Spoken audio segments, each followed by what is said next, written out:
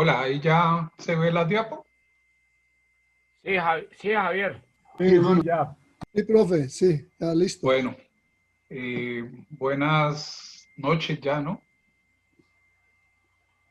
O por allá en Gringolandia, ¿qué hora es? Las 3 de la Dijo que tarde. Acá las son 3.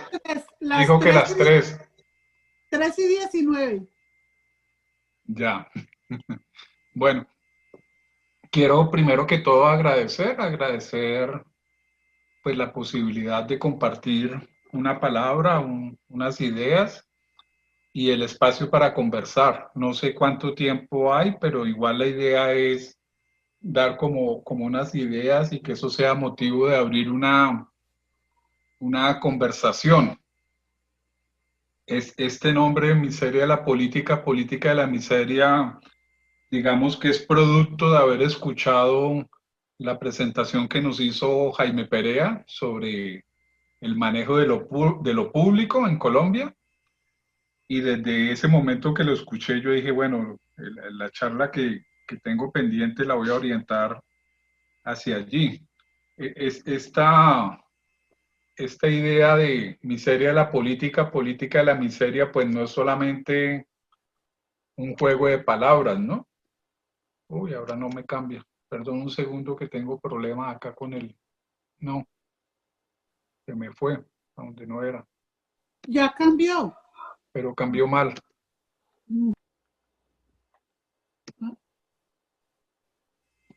¿Qué pasó? Algo pasó. Bueno, digamos que hablar de miseria de la política o política de la miseria también nos lleva a pensar qué pasa en Colombia con quienes han vivido de la política durante muchos años y cómo la política en Colombia es una herencia familiar histórica, no solamente desde el siglo XIX, sino desde siempre. Entonces ahí la política se ha configurado históricamente como un modelo de dominación, no solamente en el sentido tradicional, sino también en el sentido mesiánico y en el sentido caudillístico, ¿sí? Entonces, en Colombia el tema de la política siempre ha sido muy difícil porque siempre los intereses, pues tenemos esa historia muy compleja del siglo XIX, donde se hacían guerras, digamos, por disputas de asignación de cargos en el Estado, ¿no? O sea, desde el primer momento en la llamada Patria Boba en 1810 y detrás de cada una de las guerras civiles del siglo XIX hay una disputa por quién distribuye cargos. Es muy simbólico el país nuestro en sus orígenes, donde, digamos, todos los presidentes y todos los que posiblemente podían ser presidentes vivían en el barrio La Candelaria en Bogotá y casi que se turnaban el gobierno de acuerdo a sus, digámoslo así, favores o sus comodidades o sus disputas barriales, ¿no? O sea, cómo en la misma manzana podían vivir tres, cuatro personas que habían sido presidentes o que fueron presidentes y cómo se tomaban las decisiones del país desde la Candelaria, ¿no? Eso es una metáfora muy fuerte en decir que eran las disputas políticas en Colombia en el siglo XIX. Claro, las guerras civiles se daban en los territorios, pero todo se decidía en cuatro o seis manzanas de un barrio. ¿Sí? Para empezar, estas dos aportes, una de Simón Bolívar, para seguir, digamos, la línea de la escuela. Estamos dominados por los vicios que se contraen bajo la dirección de una nación como la española, que solo ha sobresalido en fiereza, ambición, venganza y envidia. Simón Bolívar. Yo no creo que se pueda hacer una revolución. Nunca se ha hecho sin desatar los sentimientos y afectos más profundos de la gente. Creo más en la pasión que en la ideología o que en la teoría. Es más, solo cuando una ideología se vuelve apasionada, sentida como su propia carne, se transforma en fuerza real. De lo contrario, las ideologías son meros divertimentos de academia. Jaime Bateman Cayón.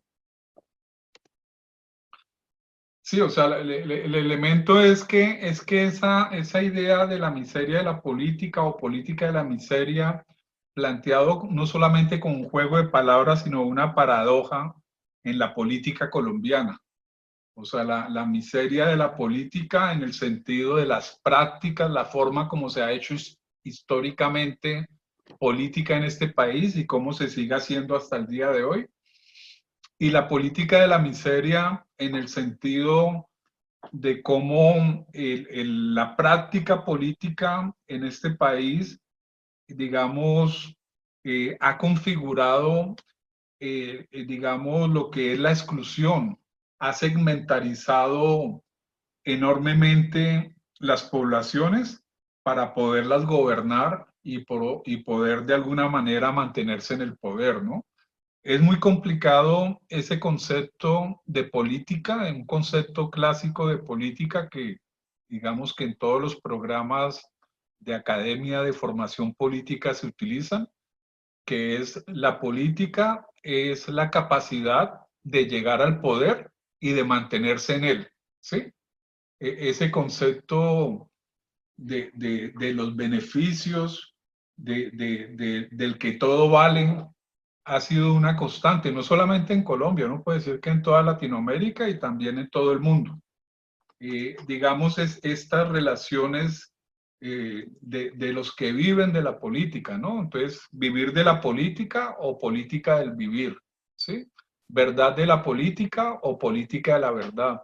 Mentira de la política, política de la mentira. O sea, nosotros en esos juegos de palabras que son también paradojas, podemos buscar ejemplos en nuestra historia y vamos a encontrar un listado bastante extenso, ¿no? O sea, las contradicciones que hay, o sea, quienes viven de la política, pero también la posibilidad de una política del vivir. O sea, que hay dos caras muy opuestas de la política, o sea, en términos de la profesión política y la corrupción como un elemento que sustenta esa profesión política y la política del vivir en el sentido de respuesta a esas lógicas de dominación. La verdad de la política y la política de la verdad, o sea, la verdad siempre como una manipulación, la verdad como un elemento, digamos, de interés. O sea, el problema no es la verdad, sino la verdad de quién y para quién. Y contrapuesto la mentira de la política y la política de la mentira, que nosotros, pues digamos, a partir del hecho de que las últimas elecciones presidenciales en el mundo las ha definido las redes sociales y el hecho de que gana el que más mentiras creíbles coloque en la red, ¿no? O sea, les recomiendo que se vean esa película que hay, el dilema de las redes, porque muestra claramente la situación que estamos viviendo en este momento. Y por ejemplo, en el momento actual, en el momento contemporáneo de Colombia, digamos como todo este elemento de la mentira, de la verdad interesada, de vivir de la política, ha creado en las redes, digamos, un algoritmo. O sea, el uribismo es un algoritmo, como Petro es un algoritmo, y con seguridad en las siguientes elecciones o ya se postula a Fajardo como un algoritmo. Entonces, más que un debate político de acuerdo a propuestas, es un debate de acuerdo a la manipulación que hay detrás de las redes de esos tres algoritmos, ¿sí? Por decir esos tres en el momento, no sabremos a futuro qué va a pasar en las siguientes elecciones, pero siguiendo las anteriores elecciones, uno sabe que hay unos juegos de manipular las redes y manipular la gente, las emociones, los intereses, a partir de la manipulación de la información en la red, a partir de esos algoritmos que se crean a medida que la gente va usando, a medida que la gente va poniendo cosas, va diciendo cosas, va colgando cosas, ¿sí? Entonces, un primer elemento es este elemento que estoy presentando, el orden de las palabras como una paradoja. Y de nuevo, Simón Bolívar, nuestra vida no es otra cosa que la herencia de nuestro país. El otro elemento es que uno podría decir que el nombre de esta charla, de esta conversación, miseria de la política, política de la miseria, también tiene su origen en el texto de Carlos Marx, escrito en julio de 1847, Miseria de la filosofía, como un texto que escribe respondiéndole al texto de Proudhon, La filosofía de la miseria. Ese texto que hace Marx inicialmente es una escritura que hace a partir de una carta que le envía Marx a Annenkov, después de leer el texto de Proudhon, donde en esa carta, en esencia, él debate sobre la concepción y la práctica de la economía política de la época, colocando en debate qué filosofía acompaña las ideas económicas, ¿sí? La pregunta que hay no solamente en esa referencia de Carlos Marx, en ese estilo que tenía Carlos Marx, que él llamaba crítica a la crítica, hay una pregunta que es, ¿qué régimen político le corresponde a cada régimen económico? ¿Sí? Y esta pregunta está ligada con la eternización de la riqueza de unos y la pobreza en otros. Es decir, la forma como se conservan las desigualdades a partir de la distribución permanente del poder entre los mismos que siempre han ocupado los cargos públicos, ¿sí? Entonces, es esta primera idea en términos de que lo que está en juego en esa frase, miseria de la política, política de la miseria, es la pregunta sobre con qué filosofía, con qué concesión política, con qué concesión ideológica es que se asume el ejercicio político, ¿no?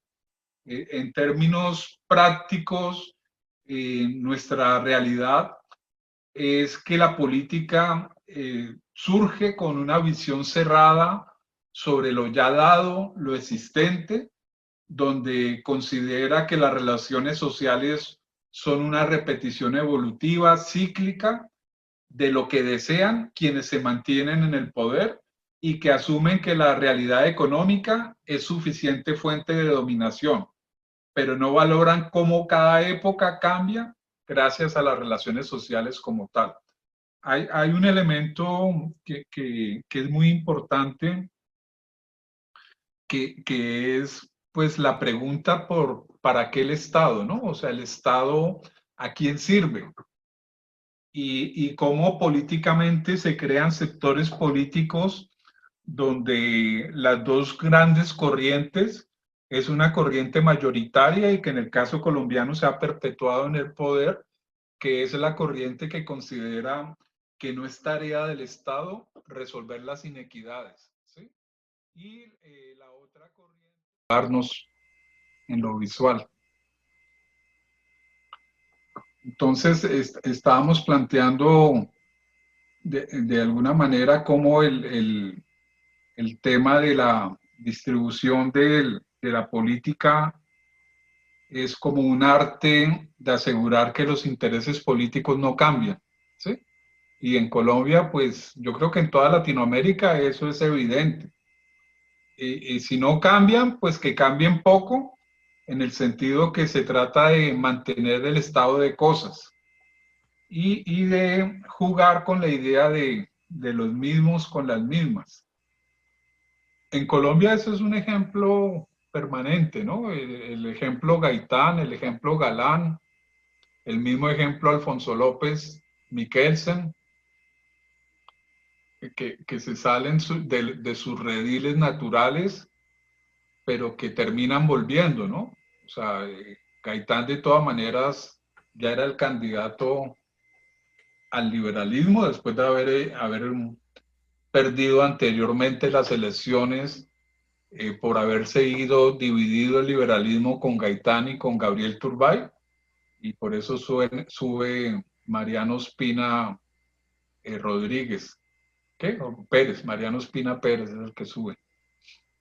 Y lo mismo con Luis Carlos Galán, ¿no? Y con Alfonso López. Alfonso López, mejor dicho, hasta ahí llegó el MRL, hasta cuando tuvo que volver al redil del Partido Liberal.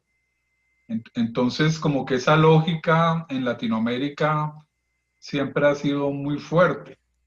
Y en términos generales es una lógica de la política que tiene que ver con la visión de que cada vez más lo que se pretende es generar un juego político a partir de orientaciones económicas, donde, digámoslo así, lo que se busca es la individualización de la política social cada vez más fuerte. O sea, dicho desde la llamada política neoliberal, donde lo que se habla de un gobierno social, pero social en el sentido de la capacidad de individualizar esa política social en términos de cuál es el alcance de ingresos que tiene un individuo para poder participar en el juego económico. En ese sentido, la sociedad y la política es un conjunto de jugadores económicos y la función del Estado consiste en actuar sobre el diseño y protección de las reglas del juego para estos jugadores. Un elemento de esas reglas del juego es colocar un umbral de pobreza con el propósito de identificar aquella población que no cuenta con los mínimos para ser parte del juego y otorgarle un mínimo para que a partir de ahí se capitalice y gestione su incorporación al juego económico. Esa idea de la miseria de la política, perdón, de la política de la miseria es ahí más un ejemplo. O sea, cómo con los extremos, sea el extremo de pobreza o el extremo de riqueza, siempre se juega y siempre se juega como un actor en el sentido de servir a unos intereses.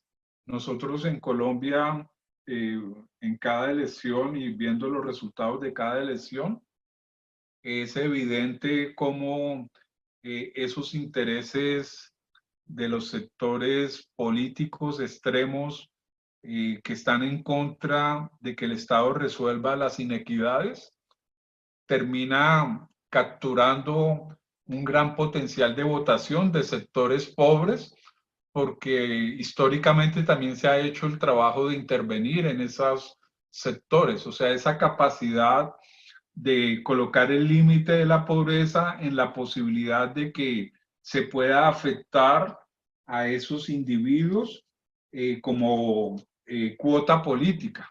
Hoy en día con los subsidios, o sea, hoy los subsidios es necesariamente un raudal de política, de adhesión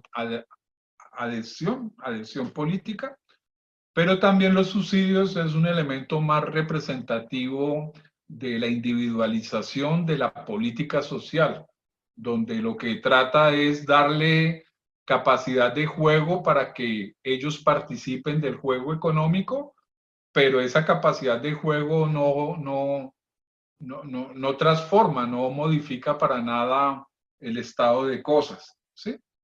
O sea, el objetivo estatal frente a esa relación con la pobreza es intervenir sobre la pobreza absoluta, es decir, sobre la población por debajo del umbral y no sobre la pobreza relativa. La pobreza se considera un hecho social que se debe gestionar y no eliminar. Es decir, que impedir a los pobres, perdón, es decir, que impedir que los pobres se vuelvan más pobres.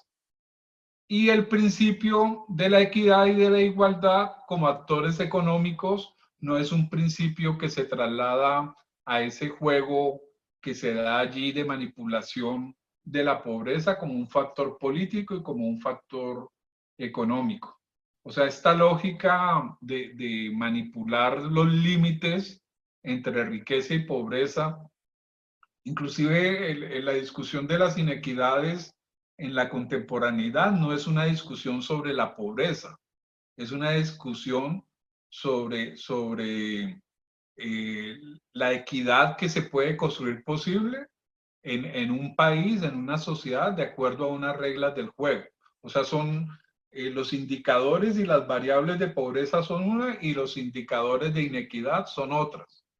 Entonces, la pobreza pues es manipulada, es intervenida, los subsidios es un elemento evidente de esa intervención, pero el tema de la inequidad no se interviene. ¿Por qué? Porque resolver el tema de las inequidades es el resolver el tema de las oportunidades. Y el tema de las oportunidades es lo que asegura mantener el poder.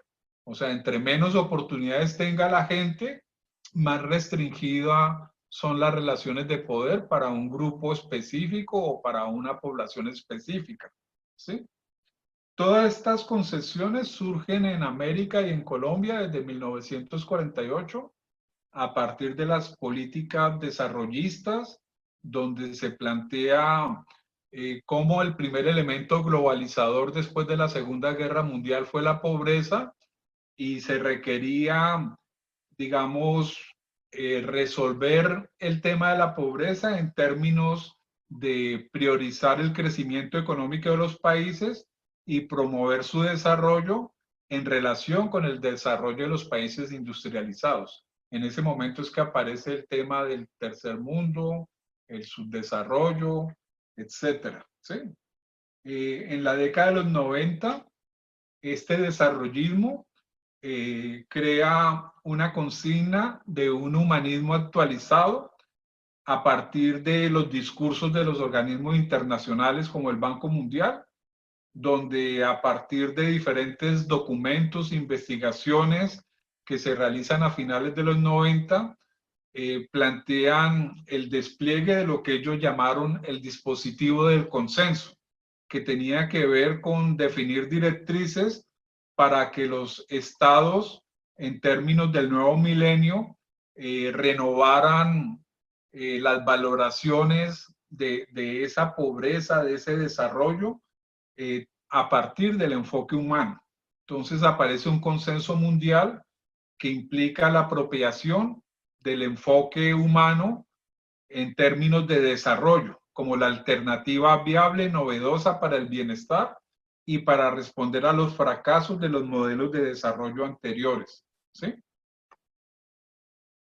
En este sentido, digamos, lo que se está planteando es cómo ampliar el crecimiento económico para alcanzar el desarrollo social y el bienestar, pero a partir del individuo, a partir del desarrollo del individuo que conduzca a una transformación social y a un crecimiento económico. En este sentido, el crecimiento económico se centra en la formación de capacidades humanas y en el uso que se dan de ellas para direccionar a los seres humanos para que alcancen una vida prolongable, saludable y creativa. Y en ese sentido se plantea un reconocimiento en términos de ampliación de libertades, derechos y respeto de los individuos. Es así como el desarrollo humano demanda como un requisito indispensable la libertad en el sentido de satisfacer necesidades básicas de la población vulnerable y promover que el individuo haga uso de sus capacidades, lo que requiere de la libertad para ejercer sus opciones y participar libremente en la gestión de su propia vida. ¿Sí?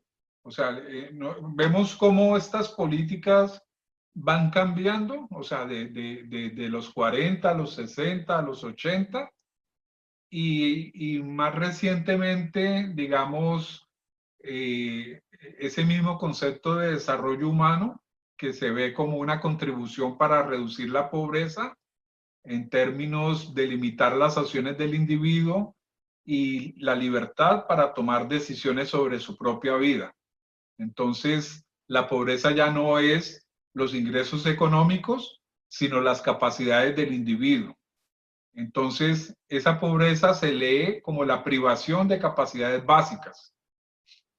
En este sentido, se considera que cambia la distribución del ingreso desigual en la mayor parte del tercer mundo, porque los mecanismos del libre mercado le dan importancia para lograr una asignación eficiente y una distribución justa en el sentido de los individuos, en el sentido de adoptar políticas complementarias para transferir ingresos y oportunidades económicas a los pobres. Dicho en otras palabras, los subsidios, ¿no? Entonces, esta política hace una focalización que propone el Banco Mundial como un criterio para orientar las políticas sociales en la región.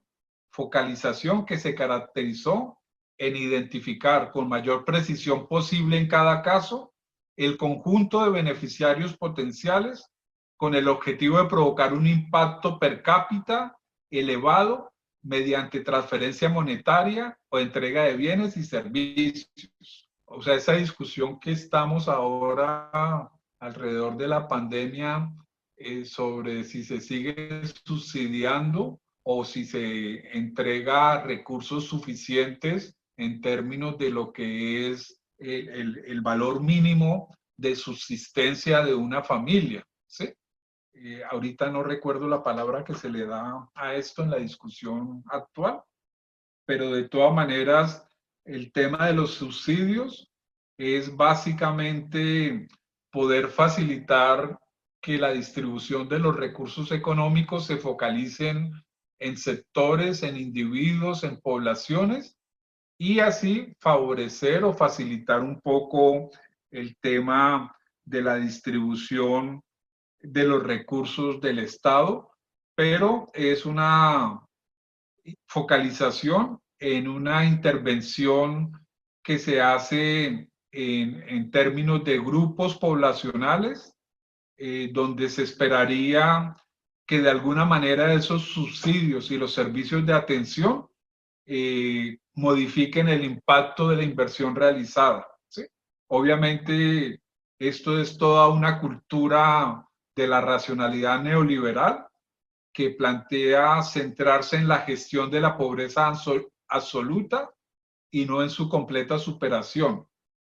En esa lógica de que al considerar que todos son jugadores de la economía, eso permite que los más pobres no se reconozcan tan pobres y ellos mismos entren en el juego de una tecnología que crea una frontera entre pobreza relativa y pobreza absoluta. Dicho en otras palabras, el tema de la pobreza y la manipulación de la pobreza como límite en términos de la función social del Estado se vuelven un factor de manipulación y de juego económico, donde, digámoslo así, los sectores, sobre todo financieros, o los sectores más ricos de la sociedad, no se les toca para nada, y ellos siempre hay una circulación del dinero en términos de que esos pobres que reciben subsidios,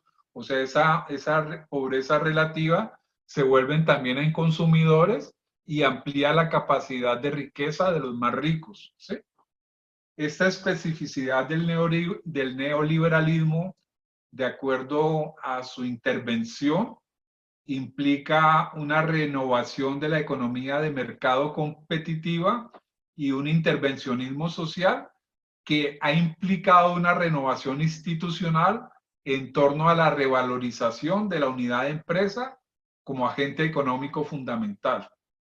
Toda esa,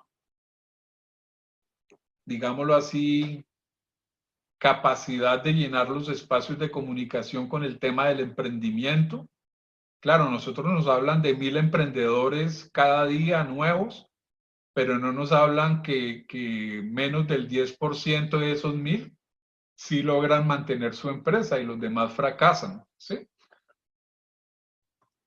o sea, lo que aquí se plantea desde las teorías neoliberales del desarrollo humano es la construcción de un sujeto responsable, participativo, que se resume en la idea de ser un empresario de sí mismo, como lo plantean las teorías del capital humano, a partir de las cuales la noción de capital expresa la idea de un stock inmaterial imputado a una persona que puede ser acumulado, acrecentado, utilizado, una opción individual que se reconoce como una inversión. Y más recientemente, este mismo juego se da con las ONGs. Hay una sobre ONGización de la sociedad, en el sentido que las ONG se convierten en intermediarios de esa forma de distribución social, de manipulación de la pobreza, ¿no? En un ejercicio que estamos haciendo en el norte del Cauca, en Miranda, Corinto y Buenos Aires, que desafortunadamente la pandemia frenó el ejercicio participativo y colaborativo. Una de las características que daban las comunidades en términos de cuando inició el proceso de paz, ellos decían, bueno, pero es que ¿qué hacemos si lo único evidente de implementación del proceso de paz es la cantidad de chalecos de ONGs que circulan en el territorio? ¿Sí? Entonces, esa, por decirlo así, tercerización de los recursos del Estado para hacer la política social y siempre con esa idea de volver un juego económico activo, o sea, gente que en términos de su condición económica no podían hacer activos del modelo económico al recibir estos subsidios, estas ayudas. No es que se les esté resolviendo el problema de sus condiciones reales de calidad de vida, sino lo que se está asegurando es que ellos se vuelvan actores también del juego económico. En ese sentido, como las ONGs también se convierten en un elemento de flexibilización de las relaciones entre la distribución, entre las políticas, mediando el papel del gobierno y el papel de la población, pero haciendo el trabajo de la gobernabilidad de una forma más eficaz y menos costosa, porque de alguna manera lo que se hace es que estas ONG pluralizan una conformación de poderes y voluntades en los territorios que aseguran que se formalice con fuerza, con mayor fuerza, sobre todo en esta década reciente, el papel de la inversión. O sea, Jaime Perea, cuando nos daba la charla, fue muy claro, y yo creo que este elemento fue el que movió para pensar esta charla, ¿no? Que es el elemento del trabajo y el elemento del salario y el elemento del aporte social, el compromiso social del Estado, ya no como un aporte, como un compromiso, una responsabilidad, sino como una inversión. Y la mediación de cantidad de actores, algunos los que reciben subsidios, y la ONGización en términos de las prácticas de distribución económica. Y bueno, y ahora con el tema de la pandemia del COVID, eso se vuelve evidente. O sea, los ejemplos son mucho mayores. El caso, pues, que el Estado tiene que pagarle a las EPS por cada prueba que hacen de COVID, y a ese extremo que se ha llegado de que mucha gente que entra sin COVID a un hospital sale con COVID o se muere, porque hay todo un tema allí digámoslo así, más que una cadena económica de cobrar, que un lugar donde resuelven el problema de la salud, ¿no? Esto me lleva al segundo elemento, o sea, el segundo elemento, crisis del capitalismo versus crisis de la democracia, a partir de esta idea, este texto de Simón Bolívar. El sistema de gobierno perfecto es aquel que produce mayor suma de felicidad posible, mayor suma de seguridad social y mayor suma de estabilidad política. Cuando me esté acercando al tiempo me avisan para yo ir cerrando, ¿de acuerdo? No se preocupe, Javier, tome todo el tiempo que sea necesario.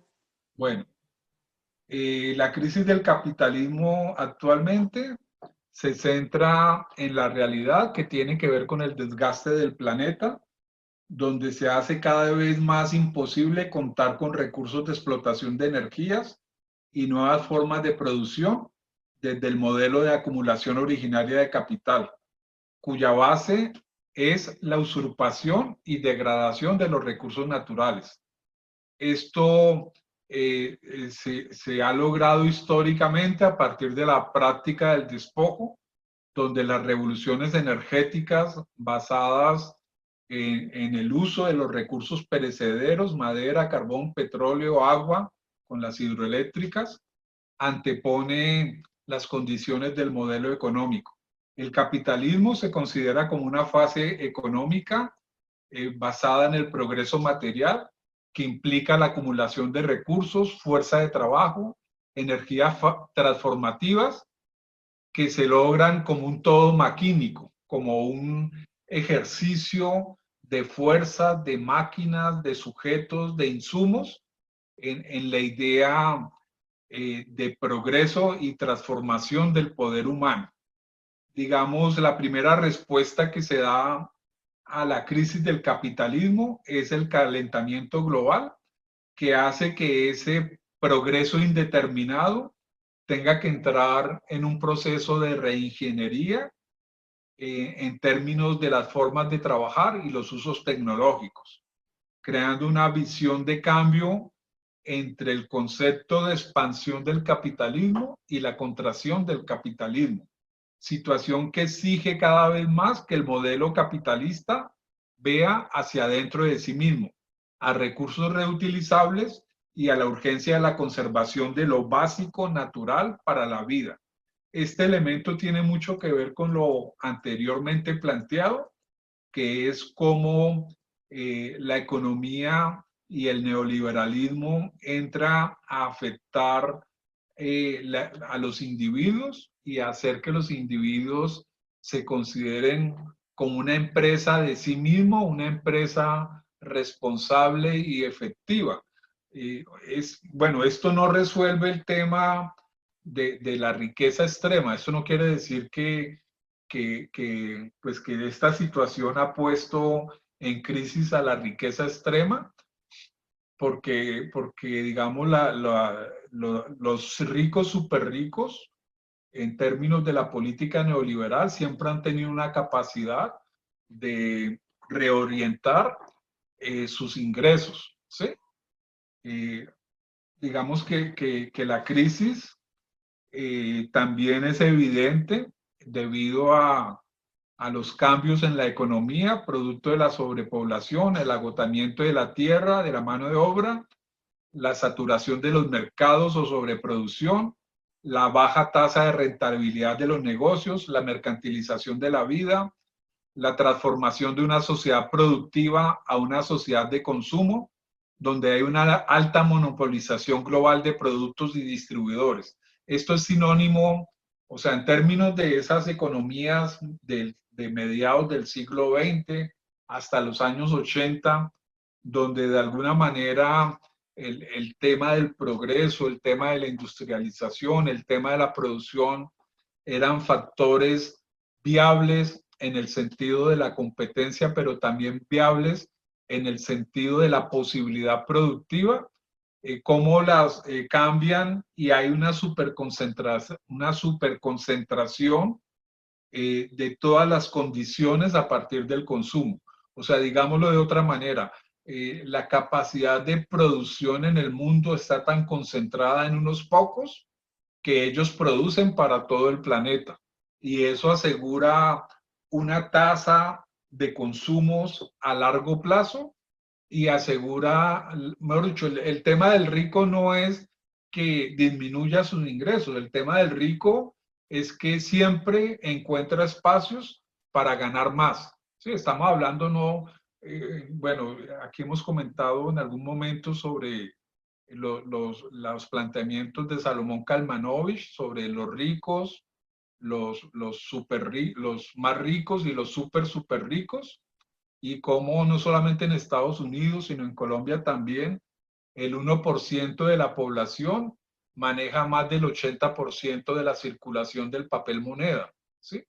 O sea, el 1%, esos ricos, ricos, súper ricos, responden por la circulación del 80% del papel moneda, pues en el país y en el mundo. Pues las diferencias en porcentaje pueden ser diferentes, pueden ser la relación 3%, 80%, 1%, 60%, pero la idea es que esta forma, digamos, de concentración y esta forma de monopolización en términos de la especialización tecnológica y la capacidad de obtener respuestas oportunas cada vez más fácil para los súper ricos en esa idea de que para ellos el problema no es producir, sino el problema es aumentar quienes consumen.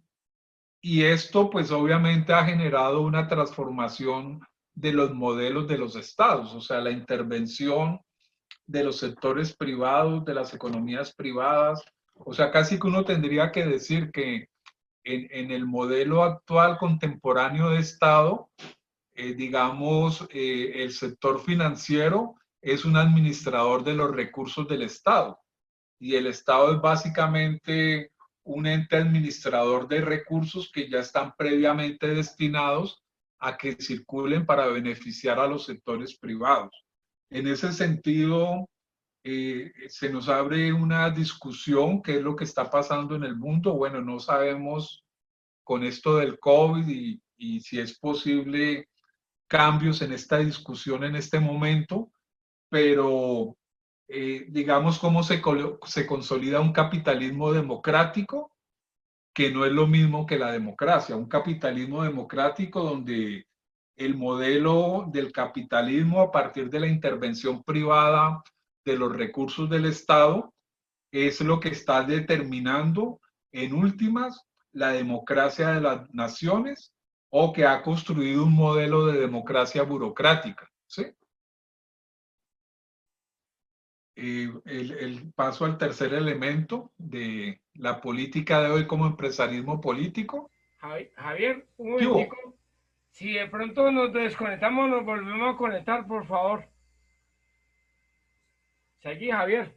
Bueno, el tercer punto, la política de hoy como empresarismo político. Esto es una frase que le escuché a Robledo en estos días alrededor de la discusión de lo de Uribe y cuando ya, digamos, le levantan el tema pues de la detención y pues las últimas discusiones. Entonces Robledo en una entrevista decía, Uribe acierta bastante cuando se equivoca, ¿sí? Hay una novela de Juan Gabriel Vázquez, Los Informantes, donde caracteriza al colombiano como una sociedad que utiliza como argumento político la costumbre de matarse, que tiene origen en la forma como se ha negado la libertad bajo un interés de esclavitud histórica hacia los sectores más pobres. Nuestros políticos siempre nos ofrecen el punto medio entre los extremos, saber convivir con la pobreza y adaptarnos a que otros viven en la riqueza. Esto se subsana con las políticas de disminuir la pobreza extrema, conservando la pobreza. La política entonces se practica como una forma de mantener la pobreza en un alto porcentaje de la población, antes que la posibilidad de resolver los asuntos de oportunidades y distribuciones para la mayoría de la población. Esto es lo que dispone el llamado neoliberalismo, satisfacer a unos y adaptar a otros, que sigue siendo la conservación de formas concretas de enajenación. Llámese emprendimiento, subsidios, desarrollismo, regalía, mermelada. Se trata de mantener las evidencias que configuran las diferencias entre quienes asumen cargos políticos y quienes reciben beneficios, ayudas, distribuciones de ese otro que está en una escala más arriba.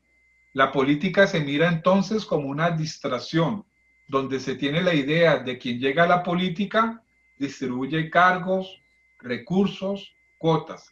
Estas distribuciones aseguran para la política la conservación de las cosas, la permanencia de las mayorías que aseguran el equilibrio entre dos fuerzas, pero esta lógica no deja ver la realidad, lo que pasa del otro lado, de las diferencias, de lo que no cabe en esa fórmula del equilibrio de la conservación del poder en los mismos, quien desde hace ya bastante tiempo generan protestas, conflictos, movimientos sociales. O sea, lo importante es cómo ante esa lógica de conservación muy manipulada, muy trabajada desde hace muchos años, de todas maneras, los sectores de oposición cada vez también van ampliando su capacidad de protesta como movimiento social.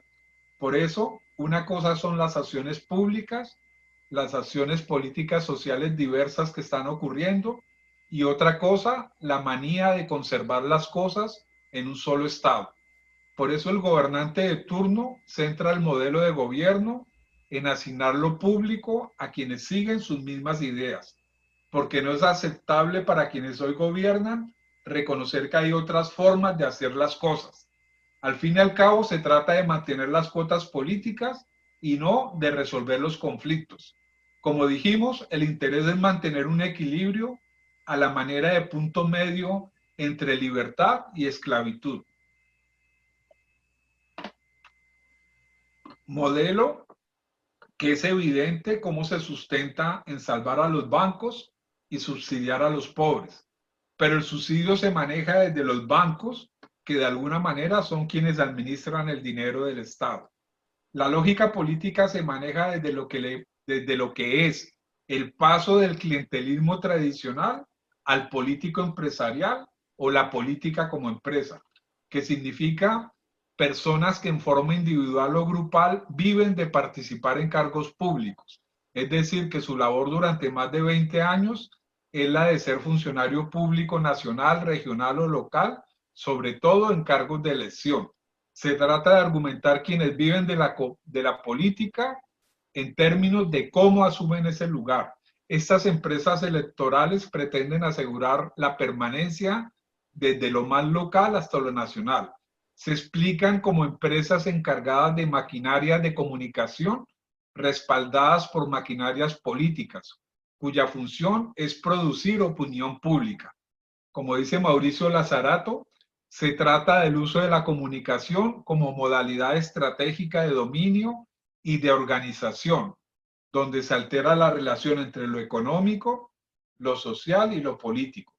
Esta forma de hacer política es el modelo individuo-empresa, que funciona como una marca, que si logra sus metas de llegar a cargos políticos, se sostienen durante un buen tiempo como empresa individual y pasan a configurar empresas grupales, que no necesariamente son un partido o un grupo político.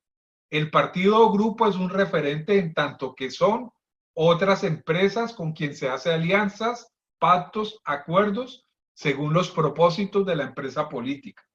Estas empresas se reconocen porque producen flujos de comunicación, de control, de financiación, de control de financiación, de control de deseos, de control en la adopción del sentido de apropiación de algo que se hace circular, no necesariamente ideológico, sino un dispositivo de captura de esos flujos que circulan más como capital material económico que produce una forma particular de trabajo.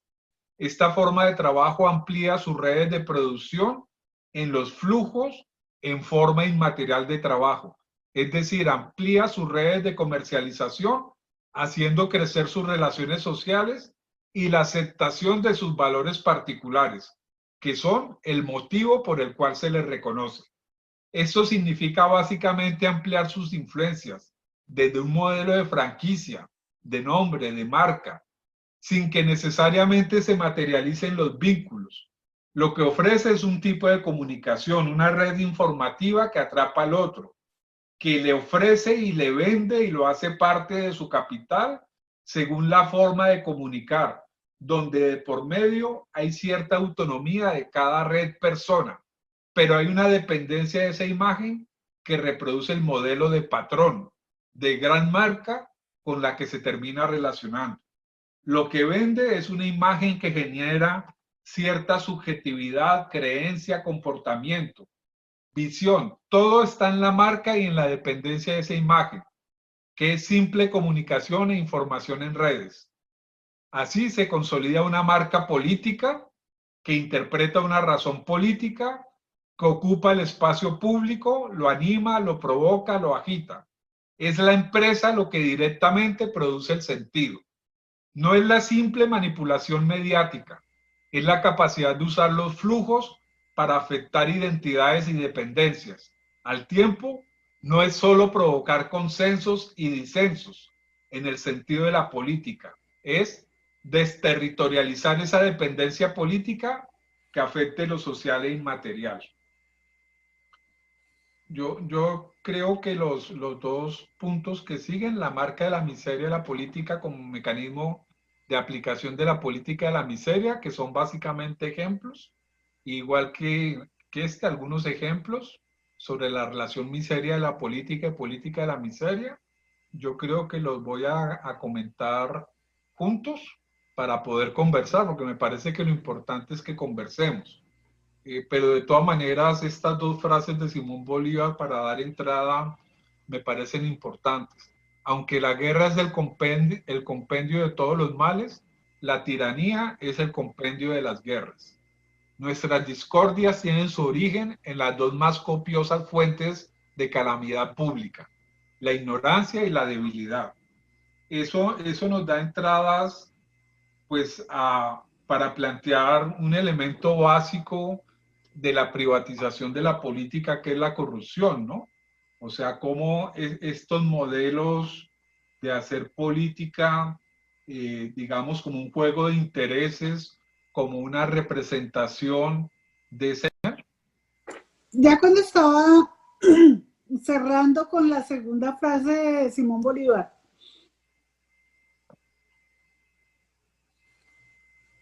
voy a volver a colgar las diapos, pues ahí las diapos son más unas frases de ayuda.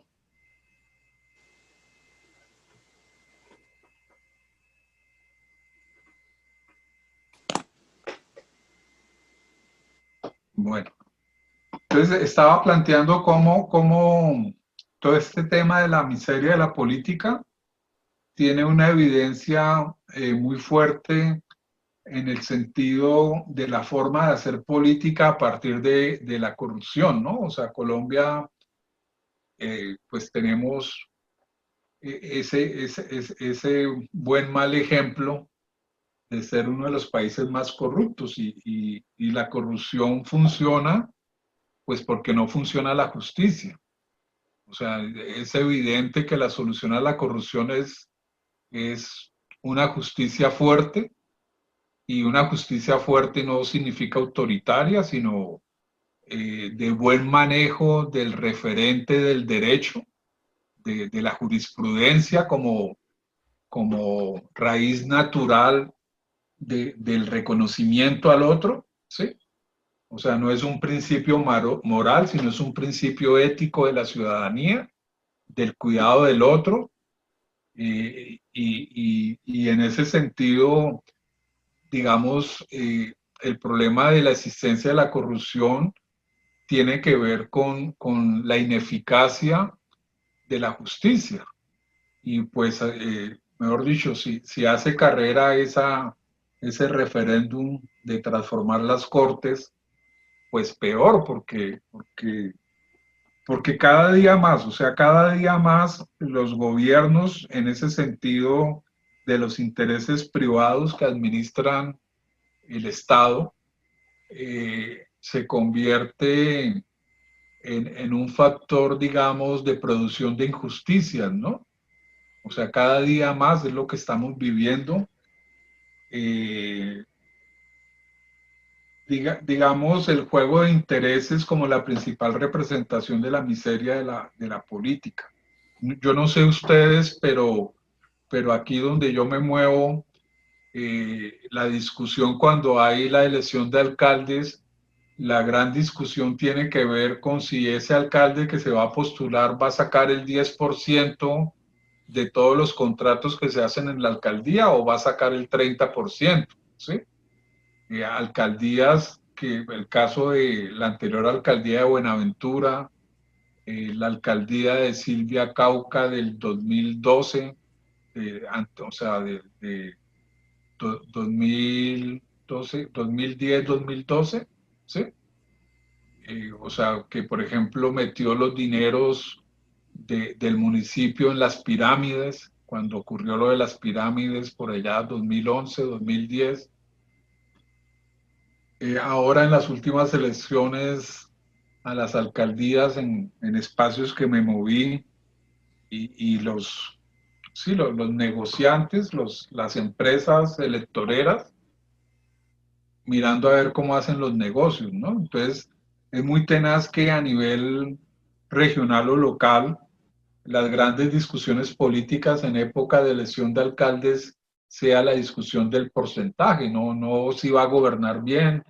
Obviamente hay toda la parafernalia de los planes de desarrollo, de los programas de gobierno, de las reuniones con las comunidades en los municipios priorizados para PD, pues la inclusión de los que se ha recogido en los PD, en los planes de desarrollo de los gobiernos municipales, todo eso se está viendo. Pero ¿qué hay detrás de eso, no? ¿Qué hay detrás de eso en términos de las técnicas de corrupción que desgajan el Estado y que pasa a servir a intereses políticos privados e individualizados, reproduciendo necesariamente el modelo histórico de cacique y de clientela política? La gran pregunta es qué hay detrás de esas empresas de marketing empresarial, ¿sí? Digamos, una de las causas de esta forma de hacer política está en el hecho de que se pasa de la política como un espacio teórico y práctico en concordancia, de debate de modelos, de proposiciones para conciliar visiones, al practicismo ramplante de la dictadura de la economía y el desprestigio del actuar político en beneficio de las mayorías, en la lógica de resolver problemas básicos como la equidad. O sea, el caudal de votaciones que de todas maneras, pues uno desde la lógica que manejamos de la política, en el sentido de que nos interesa que el Estado sea un factor determinante en la solución de las inequidades y que esa es su tarea principal, de todas maneras nos vemos enfrentados a la acumulación histórica de caudales de votantes en los sectores más pobres de las ciudades y de la sociedad. O sea, cómo hay un elemento de esa captación económica de lo que es el papel electoral y cómo, digamos, esto hace que de alguna manera la lógica de la política pues quede atrapada en unos intereses de beneficio de unos pocos y un crecimiento desmedido de una crisis y que es una crisis que cada vez tiene menos posibilidades de resolverse porque cada vez se acrecenta más, no se resuelve. Bueno, de todas maneras, la idea es que en el caso de Colombia y de América Latina, esto también pues es influido por la condición de que los países están atrapados en la deuda externa y que el ajuste fiscal cada vez aumenta más y el control fiscal y la intervención de la banca sobre las libertades políticas es cada vez mayor, ¿sí? Entonces, en este sentido, cómo la lógica política cada vez significa aumentar más las condiciones de pobreza, inclusive los mismos subsidios, cómo se vuelven un factor de crecimiento de la misma pobreza. Digamos, en el caso colombiano hay muchos ejemplos para mirar el tema de la miseria de la política. Un elemento que lo hemos vivido es el tema de la relación violencia y política y cómo, digamos, las violencias de alguna manera también son argumentadas por intereses económicos y cómo en la exageración de los despojos o en la exageración de los negocios ilegales que justifica la conservación de grupos armados, se mantiene como una lógica de colonización y de conservación de un modelo narcotraficante donde grandes extensiones de tierra que las tratan como baldíos se vuelven intereses concentrados para sectores de la población, ¿sí? O sea, ese sector, por ejemplo, los azucareros, los de la palma, los de la ganadería, pero más los de la coca, los de la minería. O sea, cómo cada día la relación entre violencia y política sigue siendo un argumento económico. O sea, esa idea de poder resolver esa relación a partir de los procesos de paz, pero cómo eso no se ha resuelto. Un ejemplo de eso lo tenemos en términos del tema digamos, de la sustitución de cultivos a partir de los acuerdos de La Habana. Lo primero es que de todas maneras, en las regiones donde no funciona la política de subsidios para la sustitución de cultivos y que la gente ha dejado de todas maneras de sembrar, entra la minería. O sea, que donde no hay coca, hay minería. Eso es una lógica de ocupación territorial muy fuerte, ¿sí? Digamos, en Colombia, el diseño de la política de sustitución de cultivos y el PENIS no ha funcionado y no funciona porque siempre se planea desde una lógica que no es posible desarrollar, porque quienes planean estas políticas de intervención territorial, en este caso la política de sustitución de cultivos, no, o sea, está cargada de intereses políticos que incluyen los intereses del mismo narcotráfico, y no miran las realidades territoriales particulares y las diferencias en la planeación ambiental según los contextos locales regionales. O sea, se quiere implementar una política en los territorios donde hay grupos armados que controlan esta economía y no se tiene en cuenta la realidad agraria y la posibilidad de democratización de la tierra y la producción en sitio.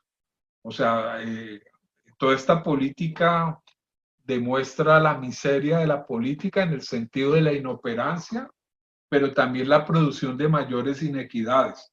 Y cómo de estas políticas mal realizadas se beneficia un discurso hegemónico, en este caso con la política de sustitución, un discurso hegemónico de la política antidrogas que viene de Estados Unidos, y que la causa principal para que esto no funcione es la evidencia de la falta de la realización de una reforma agraria real que afecte los intereses que hay detrás de la propiedad y del negocio cocalero.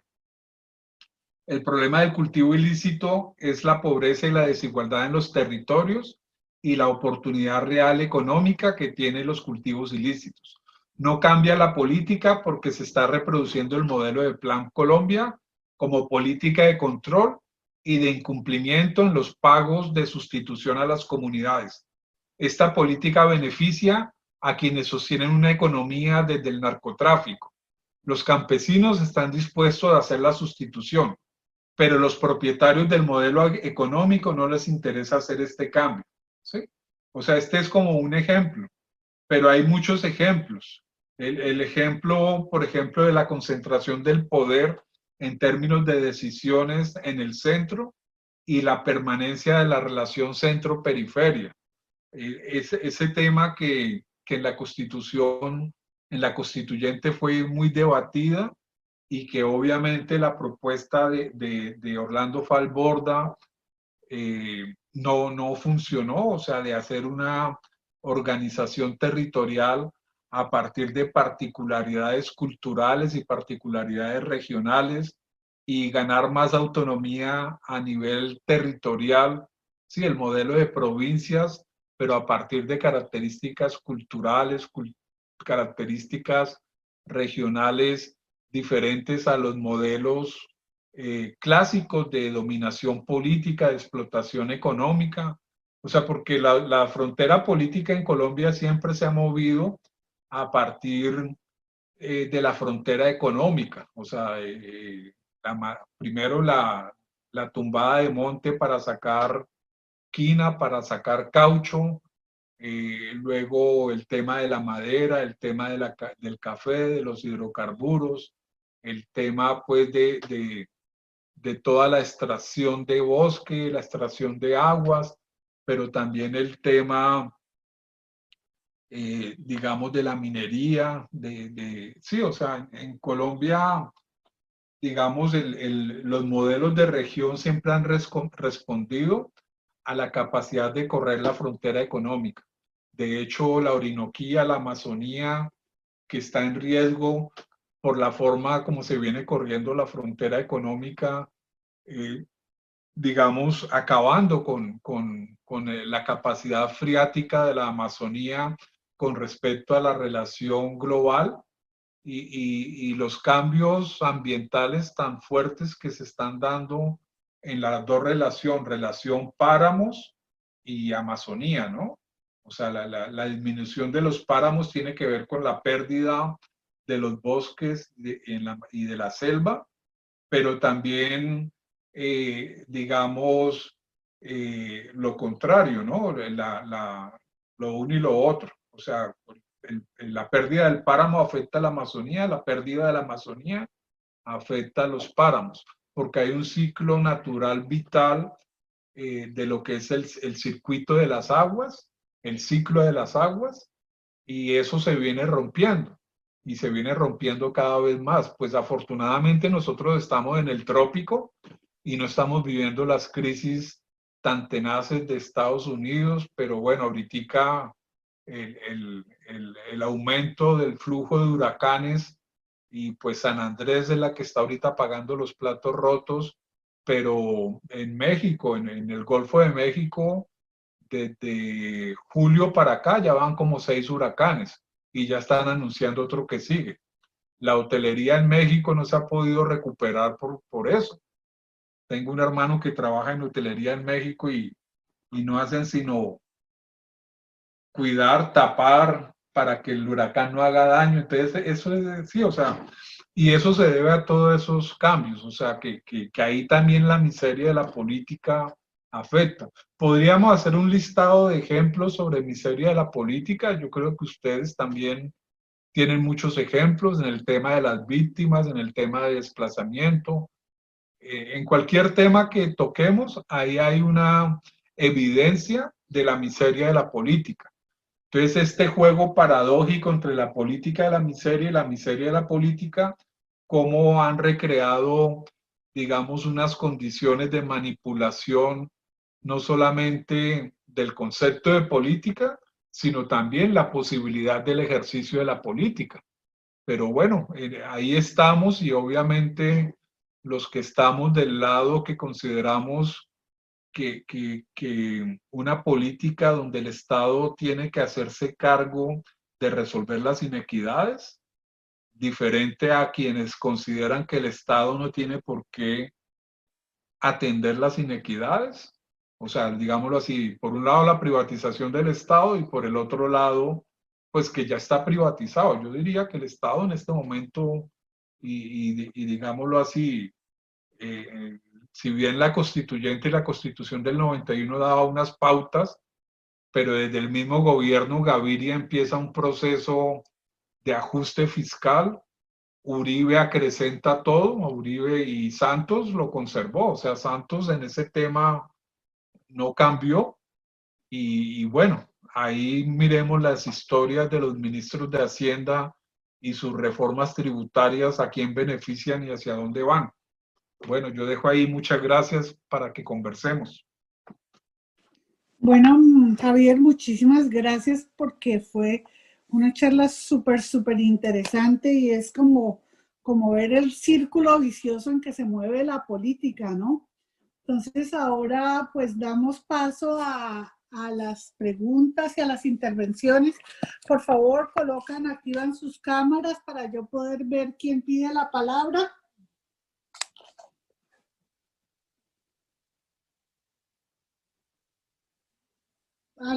Fernando, ¿quiere hablar? Antes de seguir, Javier, Julián estaba pidiendo que si es posible que nos comparta la presentación, el PowerPoint que hizo, los slides que hizo, para poderlo discutir más adelante porque está muy interesante. Y el documento base, ¿no? El documento, sí, el documento base. Claro que sí, con gusto. Gracias, Javier. Entonces damos la palabra, queda abierto el panel para preguntas y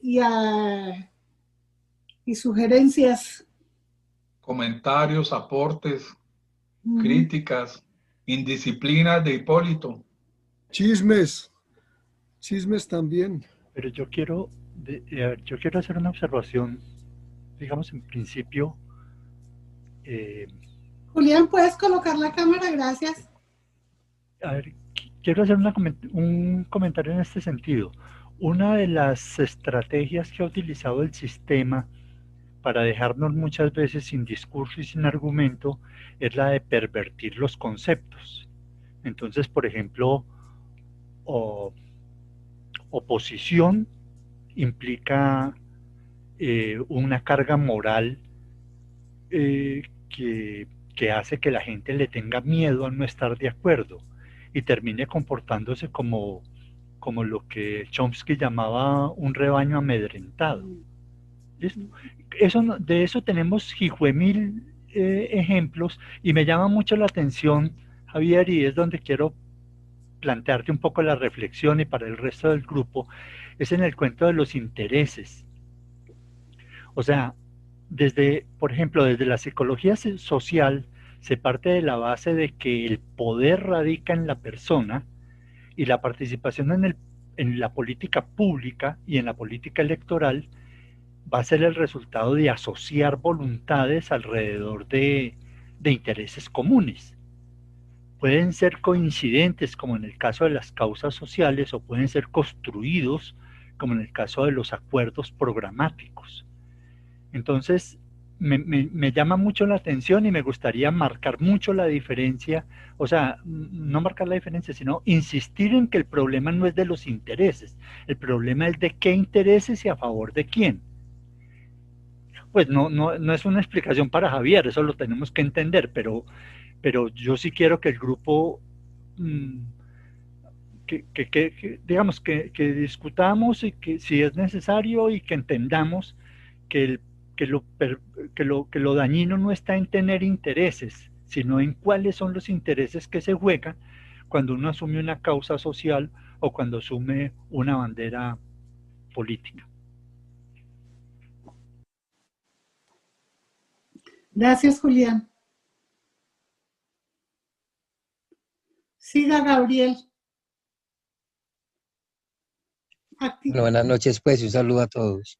No, a ver, lo que pasa es que cuando escucho una cantidad de conceptos, pues, muy interesantes y una cantidad de cosas que de pronto uno no maneja muy bien, pero yo hago como, no sé por qué de pronto el término imperialismo ustedes nunca lo han utilizado. Pues no recuerdo como a nadie que lo haya tocado así pues, de esa manera. Yo en algún tiempo recuerdo que estaban diciendo que ya no se habla de imperialismo, sino de globalización y en fin, una cantidad de cosas, pero se volvió a retomar el término en muchos otros ámbitos, en ciertos países. Yo veo que todo está ligado, o sea, yo voy a hacer como una especie de reduccionismo pues con todo esto, porque yo veo todo está ligado hoy en día al imperialismo norteamericano, que es el que marca las pautas en la economía. El Fondo Monetario Internacional, la Banca Mundial, las corporaciones, y no solamente Estados Unidos, sino también Europa y otros países que se han ido metiendo acá, pues porque esto es muy próspero para ellos.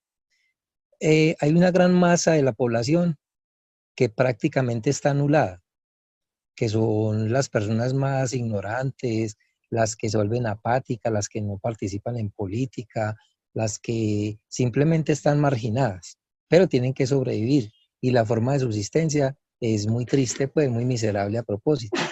Entonces hay un sector que es, o sea, yo ya veo aquí dos grandes grupos. O sea, están una extrema derecha con una derecha y pues y todos sus matices, por intereses y por estrategia para poder manejar estos sistemas, que crean muchas confusiones. Pero yo, por ejemplo, el mismo narcotráfico lo veo como uno de los factores que maneja y controla directamente el imperialismo. Y el imperialismo, y en este momento la extrema derecha se ha tomado casi que todos los espacios.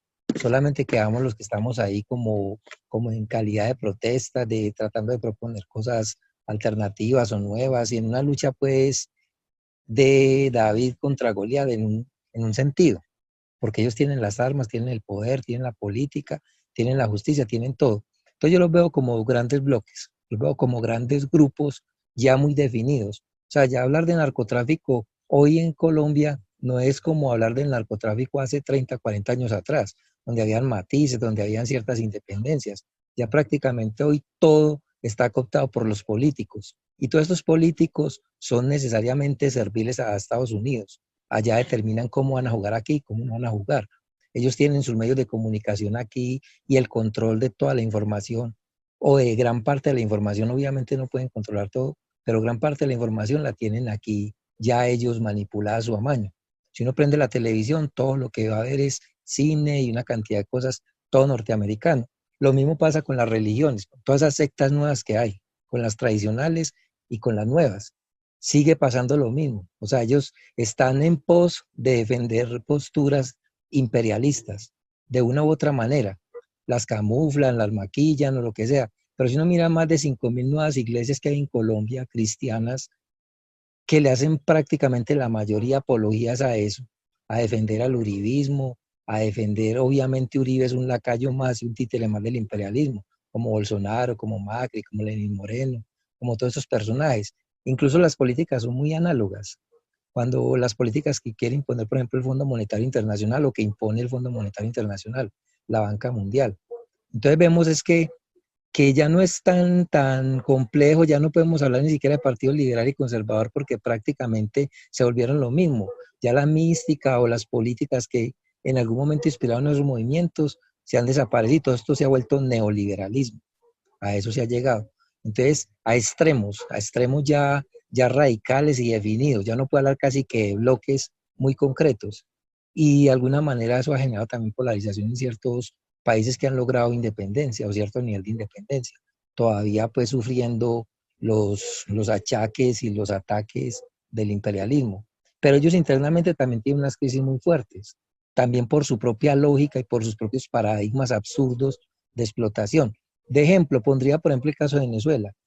Le sale más barato a Estados Unidos negociar con Venezuela, hacer intercambios y pues a comprar y vender, que estarlos acosando todo el tiempo, porque de entrada de pronto le roban y lo sesgan, lo limitan, pero lo que han logrado es que simplemente Venezuela se independice más y va a llegar un momento donde ya no van a poder hacer absolutamente nada contra ellos, porque se generan otras acciones, se generan otros vínculos, otras relaciones con otros países que también son fuertes. Entonces lo que veo acá en Colombia es eso. O sea, aquí sí vamos a hablar de narcotráfico.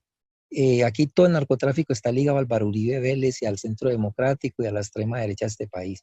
Ya eso no es como antiguamente, pues que había que una mafia en Cali y otra en Medellín. Ya todo eso está cooptado. De hecho, lo que ellos digan, que los ponen a jugar y crean la confusión, por ejemplo, el bandido del barrio, el mafioso que está ahí emergente, simplemente es un desechable y sirve para hacer falsos positivos, para justificar pues las causas que ellos manejan para entretener y distraer a la gente. Pero en el fondo simplemente ellos controlan todo.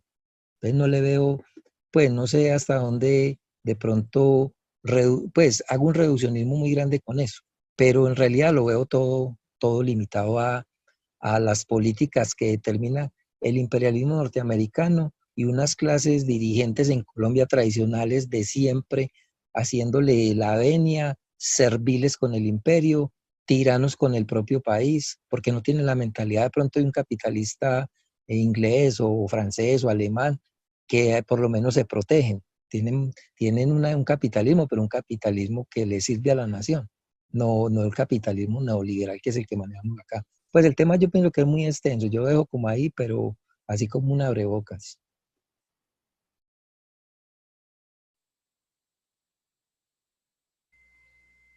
Micrófono, Consuelo, el micrófono. Qué pena. Gracias, Gabriel. Javier, ¿quiere complementar o decir algo acerca de lo que expuso Javier? Gabriel. Yo creo que vamos conversando. O sea, yo creo que lo que se está planteando ayuda pues a ampliar el análisis, ayuda a poner en diferentes miradas lo que se dijo. Listo, gracias, Javier. Fernando, ¿querías decir algo? Sí, buenas noches a todas y todos. Me parece interesante la charla. Yo creo que hoy hay como algunas reflexiones que se me ocurren y tengo también algunas preguntas, pero yo creo que ahí, cuando el compañero Gabriel hablaba y oía lo que decía Javier, a mí se me ocurre que hay no sé, creo que hay que recordar que hay un debate abierto muy fuerte sobre la caracterización de la globalización. Sí, sobre cómo es la globalización, qué es la globalización.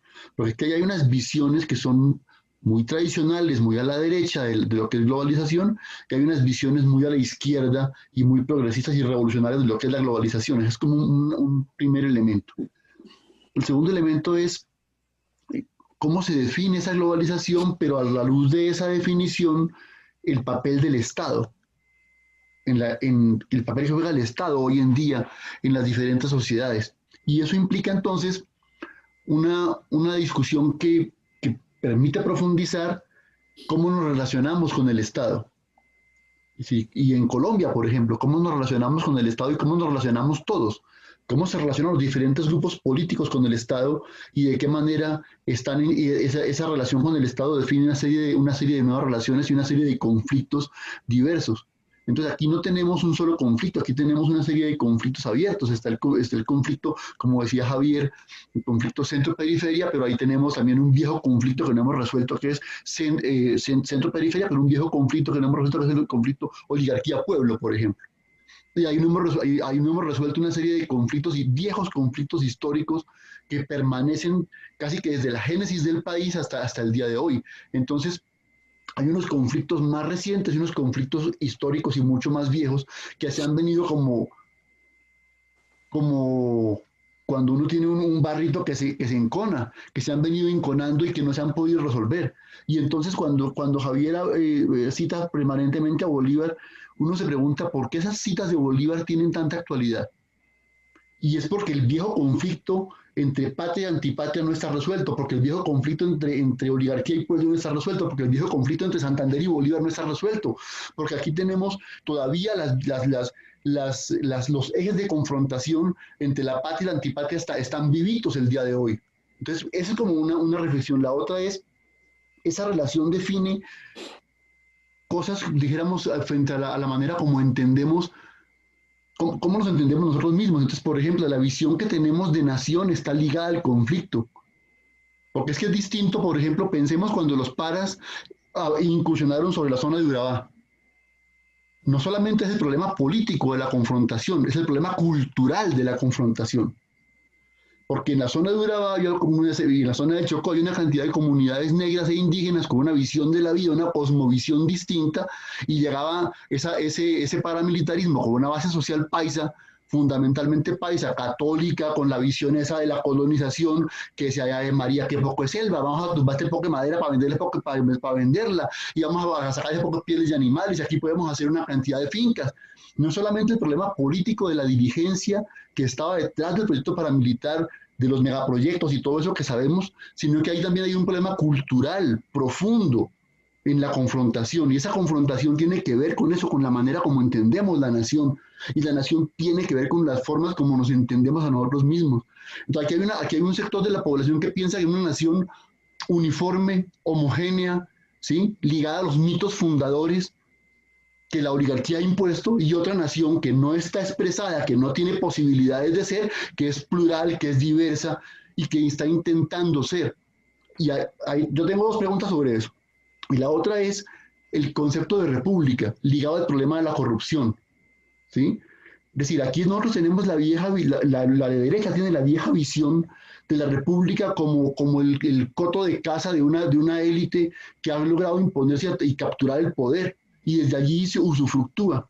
Y nosotros debemos tener una visión de república ligada a la vieja visión espartana, a la vieja visión romana, a la vieja visión bolivariana, a la vieja visión de la república como la cosa de todos. Y allí tenemos diferentes visiones sobre la manera como entendemos el conflicto. Y ahí entonces aterrizamos en el problema de la política. Y la política nosotros entendemos la política con el criterio empresarial que la maneja el uribismo y que la maneja la derecha de este país, o vamos a entender la política con un criterio social y con un criterio, dijéramos, de avanzada y progresista. Y ahí yo tengo las tres preguntas sobre eso.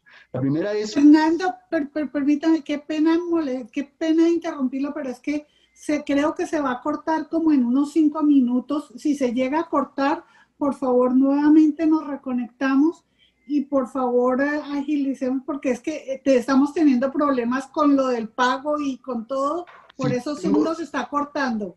Tengo, bueno, sí, ya se me fueron las preguntas. Lo siento, qué pena, discúlpame, pero es que se va a cortar.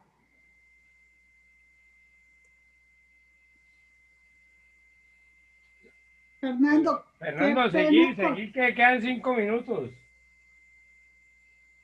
Sí, a ver, la primera era, ¿por qué meter el concepto de desarrollismo dentro de la relación inicial que haces tú sobre el problema de la política? Es decir, yo entiendo, dijéramos, desde el punto de vista teórico, pero desde el punto de vista eminentemente político, el concepto de desarrollismo nos pone a nosotros en función, dijéramos, de las posibilidades de ampliar alianzas. Porque es que cuando uno habla del concepto de desarrollismo, aquí hay sectores, incluso de la derecha o de sectores de centro, que estarían interesados en un proyecto desarrollista, aliarse con sectores de izquierda en función de derrotar esta oligarquía reaccionaria y colonial. Entonces, ¿por qué meter el concepto de desarrollismo? Esa es una primera pregunta. La segunda pregunta es, ¿no será que cuando hablamos de nación y hablamos de república, para ligarnos al problema de la política, tendríamos que pensar en hacer algo como lo que propuso Sieyès en la Francia revolucionaria y hablaba del tercer estado? Porque lo que Sieyès decía es, aquí hay un sector minoritario y parasitario que está entregando el interés de todos en función y que está en contra de las mayorías. ¿No será que nosotros tenemos que ser capaces de decir, esta oligarquía no hace parte de lo que es Colombia? ¿Esta oligarquía no hace parte de lo que es nación? ¿Esta oligarquía no hace parte de lo que somos nosotros y construir un concepto nuevo de nación? Es como la segunda. Y la tercera es, cuando miramos las posibilidades de acción hoy, ¿no será que nosotros tenemos que, y yo lo voy a decir aquí es polémico, pero yo lo planteo para el debate, ¿no será que nosotros tenemos que pensar estratégicamente y decir, hagamos una alianza con el centro, dejemos que el centro conduzca este periodo de 4 años y capturamos nosotros el poder en 8? ¿No será que nosotros tenemos que pensarnos, dijéramos, con un proyecto de poder estratégico y dedicar 8 años para...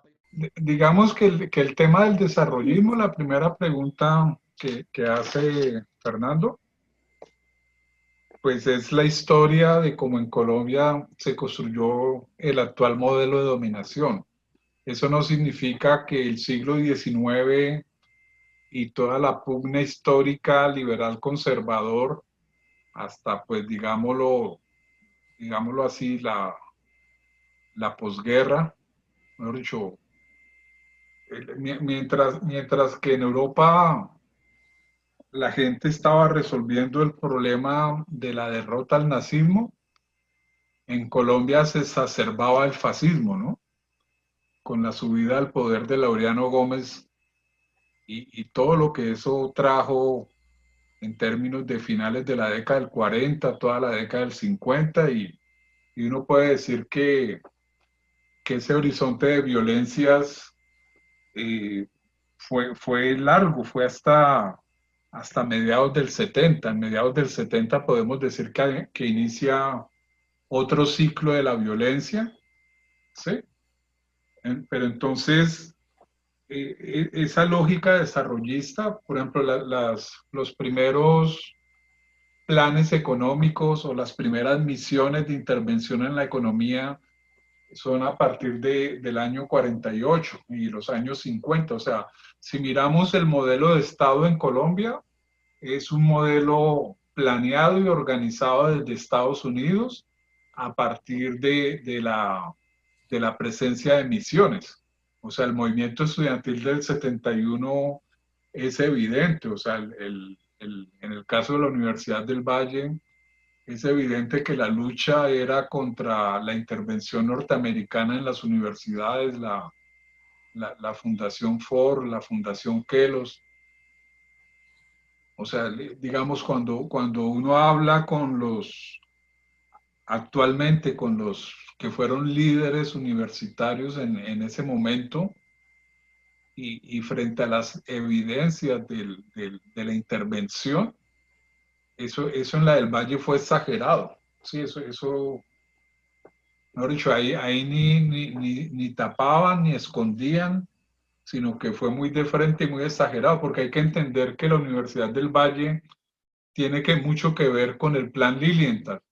Y el plan Lilienthal es todo el plan de desarrollo a partir de la caña de azúcar y que implicó, digamos, todo un cambio en el modelo económico, en la concesión económica, en la concesión de la ciudadanía, ¿sí? Para el caso de Cali y el Valle del Cauca. Y cuando hablamos del Valle del Cauca, estamos hablando desde el norte del Cauca hasta Bugalagrande, ¿sí? Ahí ya empieza, por decirlo así, el territorio de la colonización antioqueña.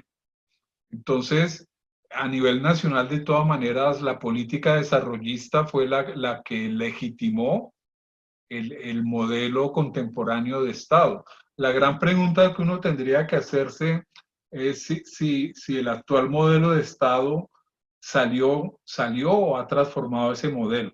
Yo lo que presentaba era como un elemento progresivo ese desarrollismo, cómo lleva en las políticas, sobre todo las políticas también de la intervención. Yo creo que ahí Gabriel le pega bien en el sentido de que eso es puro imperialismo rampante, ¿no?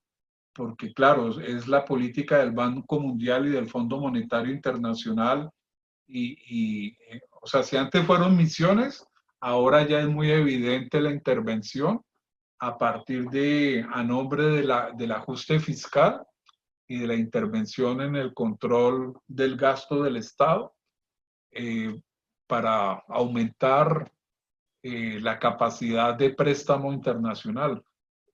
Miremos Brasil. Brasil en este momento yo creo que es el país del mundo donde su deuda a nivel de los bancos, de la banca mundial, es el país yo creo que ningún país en este momento tiene la capacidad de llegar a una deuda como la que tiene Brasil, pero igual Colombia, el nivel de la deuda es muy alto. Entonces, ¿cómo ese modelo de desarrollismo, o sea, se me olvida ahorita, en el texto de Arturo Escobar sobre el nacimiento del tercer mundo, explica con mucho detalle todo ese proceso del desarrollismo. Entonces, digamos, el desarrollismo fue la entrada real en Colombia de la perspectiva norteamericana. Eso no significa que políticamente antes no estuviera presente, pero ya es la intervención completa en el modelo económico, en el modelo de vida, que luego pasa a la idea de desarrollo humano, luego a la idea de capital humano, y estamos en este momento en la idea que la política ya no es política, sino que la política son empresarios de la política. Entonces, ¿cómo se junta el tema de lo privado, o sea, la banca como una controladora de los recursos, como una administradora de los recursos del Estado, y los políticos como empresarios privatizadores también de la función política? Entonces, en ese sentido, pues yo creo que para mí el desarrollismo y el neoliberalismo es lo mismo. Para mí esa corriente, claro, hay una ruptura entre el concepto de progreso y el concepto de desarrollo. digamos que hasta la posguerra se hablaba de progreso, pero a partir de la posguerra, por la intervención de Alianza para el Progreso, el modelo norteamericano, se habla de desarrollo. A mí la palabra desarrollo, como decía Fernando, a mí cada vez que me hablan de desarrollo me produce todo lo contrario que decía en términos de un factor posible de acuerdos y de alianzas, porque yo soy muy dado en la actualidad a seguir modelos como el planteamiento del vicepresidente de Bolivia en la posesión, ¿no? O sea, yo soy más de la línea del buen vivir y de modelos alternativos a la economía desarrollista y a la economía capitalista. De hecho, los zapatistas lo que están haciendo es eso. Los zapatistas tienen claro que el problema de ellos no es México. El problema de ellos es gobernar autónomamente unas comunidades en unos territorios donde la presencia del Estado nunca ha sido grande y ahora tampoco lo es. Entonces, cuando entrevistan, hace mucho tiempo, cuando entrevistaban en su momento a Marcos, ahora se me fue el nombre que utiliza, Galeano, él significaba mucho, digamos, en un momento cómo era ese tránsito de una influencia imperialista, capitalista en México y cómo la salida a eso, y él decía en una entrevista, me acuerdo de esa entrevista, él decía que el problema es que siempre le hicimos el juego a la contradicción, a la ley de los opuestos, y que lo que tocaba resolver era un lugar de no opuesto para poder hacer una política diferente. Yo pienso que lo mismo pasa con el tema uribismo y castrochavismo, como lo plantea Uribe. O sea, Duque sube al poder por la manipulación de los medios del concepto de castrochavismo. Y eso no significa, digamos, necesariamente que se lo está diciendo a Petro, ni se lo está diciendo a quienes podemos seguir a Petro en un proceso electoral. Se lo está diciendo es a los otros que son su caudal político.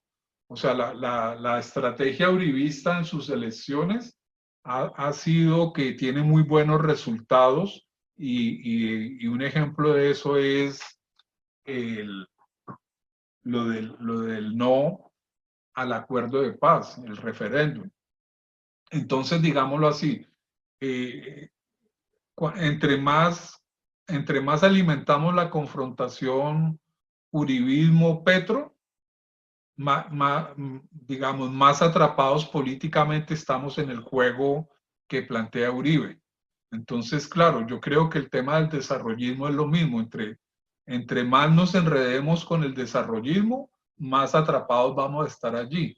Por eso hay que buscar un lugar diferente que se salga. Inclusive la pensada de lo que dije, de lo que organicé, y vuelvo, insisto, que la idea me la dio la charla de Jaime Perea. A mí me parece importante, como están las charlas colgadas en YouTube y grabadas, uno poder escuchar las dos charlas al tiempo y cranearse otra tercera charla. Porque yo la pensé es sobre la idea de qué vamos a hacer.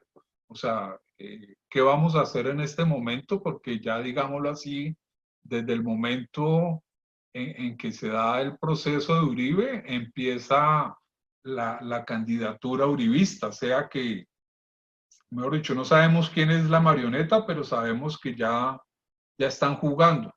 Entonces el problema es qué vamos a hacer, pero entre más nos encachemos en la confrontación uribismo-petro, o como la queramos llamar, más estamos atrapados en el mecanismo del algoritmo, ¿no? O sea, yo vuelvo e insisto que hay que verse ese documental de El dilema de las redes, porque eso es lo que está pasando. O sea, lo que está pasando es cómo a partir de Google y a partir de otras instancias, especialmente Google, se construye, digamos, unos algoritmos y en las redes sociales esos algoritmos, entre más use yo en cierta forma la red, el WhatsApp especialmente, más se está consolidando un algoritmo. Entonces uno sabe que políticamente van a jugar 3 algoritmos, el del uribismo, el de Petro y el de Fajardo, ¿sí? Y ahí el problema es cómo hace uno para zafarse del algoritmo uribista, ¿sí? Ahí hay un problema, claro, yo de eso no sé mucho. A mí me parecía que a Javier Correa, que ha estado aquí, hoy no está. Yo le he escuchado ahí varias cosas, pero ahí hay un tema bien complicado. Mejor dicho, gana las elecciones o nosotros ganamos las elecciones pensando en Petro si logramos zafarnos de ese algoritmo uribista, ¿sí? Si seguimos haciéndole el juego, ahí vamos a quedar atrapados. Bueno, no sabemos, nadie tiene la lectura del futuro, pero bueno, eso en cuanto al tema del desarrollismo. O sea, que sí es pensado la relación desarrollismo-neoliberalismo. O sea, el neoliberalismo tiene una base inicial en esa concesión desarrollista de los años 40.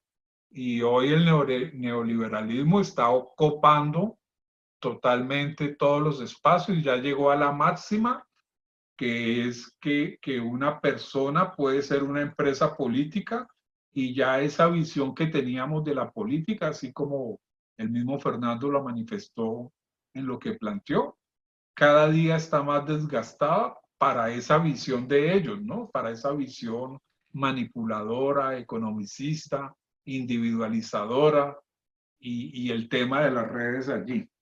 Sobre el tema de nación, república, bueno, yo creo que ahí no hay preguntas, sino es también una afirmación. Sí, nosotros tenemos un problema muy grave en Colombia, y que es que de alguna manera por la forma como se ha dado la historia política, o sea, nosotros somos muy dominados por una moral pública y no por una ética pública. O sea, en eso el Cono Sur nos lleva mucha ventaja. Y el ejemplo de Uruguay es un ejemplo potente, porque es que nosotros en Colombia y en esta parte, Colombia, Venezuela, Estados Unidos, bueno, Perú, tenemos un problema muy complejo, que es que nosotros, digamos, realmente no hemos vivido lo que podría ser una nación democrática. Nosotros hemos tenido espacios, ahí sí, todas las grabaciones que hay colgadas en la red, que no son muchas, de Jaime Bateman, esa insistencia en la construcción de nación, en la construcción de patria, desde la democracia. O sea, esa insistencia de diferenciar entre una revolución democrática y una revolución socialista. Y cómo de alguna manera la constituyente y la constitución cumplen un efecto programático de una revolución democrática, pero cómo sociológicamente y políticamente el país no está para eso, porque hay otros intereses políticos, otras dominaciones políticas, y esa fractura de esas dominaciones políticas pues están allí todavía pendientes, ¿sí? Entonces yo diría que nosotros en Colombia no conocemos qué es una nación y qué es una nación democrática.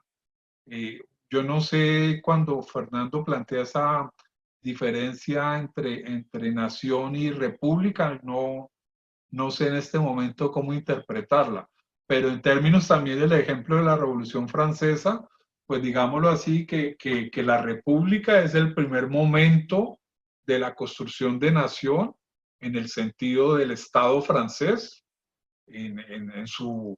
Porque uno no puede separarse de hacer el análisis de la Revolución Francesa si no hace la comparación extensa entre 1789 y 1873, pasando pues por la Comuna, por todas las contradicciones.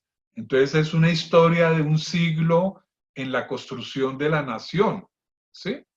Y la república es como esa, digamos, necesaria referencia institucional para construir la nación. Me parece a mí, no sé si estoy equivocado. Entonces yo no sé, o sea, yo cuando me hablan de república me cuesta trabajo, porque me parece que la república en Colombia, o sea, es básicamente un hecho nominal, más no es un hecho en sí, digámoslo, institucional propiamente dicho, porque lo que funda la institucionalidad es el modelo de nación, ¿sí? Entonces ahí hay una discusión entre nación y república que pues tocaría pensarla. Y sobre las estrategias y alianzas en términos de la acción de hoy, cómo capturar el Estado, pues ahí sí pienso que como dije desde un principio, yo pienso que hay, al contrario, hay que distanciarse. Es mi opinión también. Al contrario, yo creo que hay que distanciarse y no hay que dejarse atrapar y caer en esa manipulación, porque es que la lógica política del centro democrático es súper exagerada en su capacidad de manipulación. Entonces, tienen una capacidad de ampliarse y crecerse cuando pueden crecer la manipulación. Lo vimos ahora en el momento tan manipulador cuando sale la orden de detención de Uribe. Para mí eso fue una cosa que necesariamente la estaban trabajando, y para mí eso es una apertura de campaña por la presidencia. Y ahora a mí me parece que tenemos que analizar este momento, porque una cosa es la disputa electoral sin Trump, y otra cosa es la disputa electoral con Trump, ¿sí? O sea, con Donald Trump y con el republicanismo en la presidencia de Estados Unidos. De todas maneras, el poder en Estados Unidos ha sido muy cíclico. Si hacemos un análisis de las distribuciones de poder en Estados Unidos, y es muy cíclico en el sentido temporal, ciclos temporales, pareciera ser que la política estadounidense, digamos, se mueve entre caer en unas crisis y volver a recuperarse según el ciclo entre el republicanismo y el Partido Demócrata. O sea, uno no puede, mejor dicho, uno tiene que pensar la política en Estados Unidos en cómo es esa relación cíclica entre lo que hace el republicanismo, o sea, nombremos Trump, Bush, Reagan, ¿sí? Y las metidas de pata en la política global en el sentido de exagerar el militarismo y de exagerar el intervencionismo. Y esa otra lógica de los demócratas de entrar a negociar con todo. O sea, por ejemplo, Carter, o sea, de todas maneras, Torrijos logró mucho por el papel de Carter, digamos que inclusive Santos logra mucho por el papel inicial de Obama. O sea, que hay muchas cosas para analizar, pero entonces yo creo que en Colombia el ciclo del poder es demasiado cerrado. Entonces, en Colombia uno entrar a pensar negociaciones con una política manipuladora es darle juego. Y por eso, a mí me parece que las elecciones sin Trump van a ser distintas a las elecciones cuando estaba Trump en el poder. Entonces, a mí me parece que eso también hay que pensarlo. Gracias, sigamos la palabra, por favor. Gracias, Javier, qué interesante. ¿Alguien tiene algo más que decir? Bueno, yo cuando le escuchaba, ya que mientras los demás piensan, yo el otro día estaba leyendo acerca de los algoritmos, y resulta que los algoritmos se dan y se repiten. No importa si uno habla bien o mal de una persona, mientras se coloque ese nombre o mientras usted haga una búsqueda, aquí los gringos le llega a uno automáticamente, por ejemplo, todo lo que uno compra. Ellos saben uno qué marcas compra, qué mercado compra, qué gustos en películas tiene. Aquí le tienen a uno controlado y le llegan específicamente los cupones de descuento de las marcas que uno utiliza. Y es Tranquila que aquí también. Y es porque uno, al usar esa palabra o esa marca, ya lo reconocen a uno. Entonces, ¿qué ocurre con Uribe? Si uno dice Uribe es un hijo de puta, en el solo hecho de colocar Uribe ya lo está añadiendo a ese algoritmo, ya lo está en las búsquedas, ya va a aparecer hijo de puta, Uribe, ¿sí? Matarife, Uribe, no sé qué, Uribe, Centro Democrático, Uribe. Entonces ya está reconociendo todos esos enlaces y es lo que le da la popularidad y es lo que le da el estado de reconocimiento por ese algoritmo. Por eso el otro día hablando con Mauricio, nosotros decíamos, es que debemos dejar de mencionarlo. Y es cierto, o sea, nosotros debemos dejar como si no existiera, matar al tipo, porque mientras menos se nombre, va decayendo ese algoritmo, se va acabando, ¿sí? Y eso es lo que nosotros tenemos que empezar, porque todos los días nosotros en el chat o en donde leamos lo que sea, Uribe, Uribe, Uribe, simplemente le estamos dando es publicidad para que se repita o para que adquiera un estatus. Entonces, es eso. La otra cosa que me pareció súper interesante, una cosa que dice Javier, ¿no? Con respecto a la corrupción y la ineficacia de la justicia. Pero es que la corrupción y la ineficacia es por la ineficacia de la justicia. Eso es como un círculo vicioso, porque la ineficacia de la justicia es corrupta. Entonces vuelve otra vez el juego de palabras ahí. Eso me gustó harto. Me gustaría de verdad, Javier, que nos compartiera toda la presentación porque súper, súper interesante para analizarla con más tiempito.